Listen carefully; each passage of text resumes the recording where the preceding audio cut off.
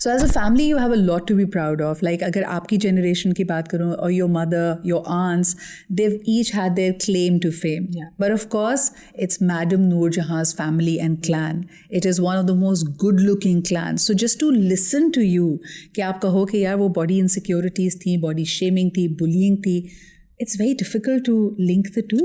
I mean, I should share pictures from that particular era.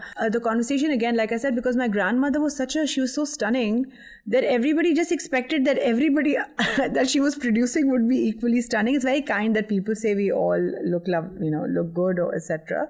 But everybody's had their journeys. It hasn't been easy. So everybody's had their ups and downs, even for acceptance. And I was there as well. So very early on, it made me develop the other sides of me.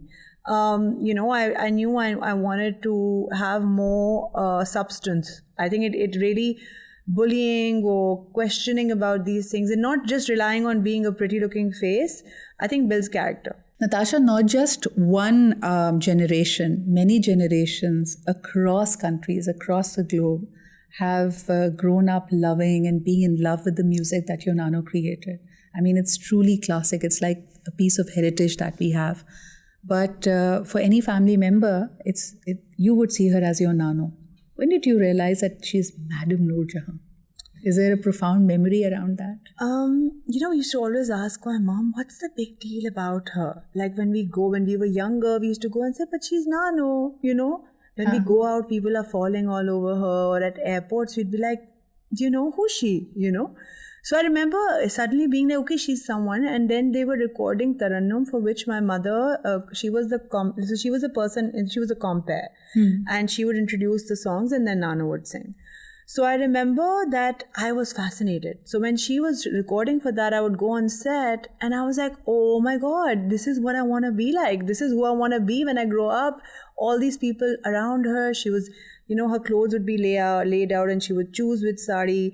Her jewelry was chosen. She would dress up and I was like, oh my God, so I remember that was the first time. और मैं जब weekends होते थे, I would ask my mom that can I stay back and watch the recording.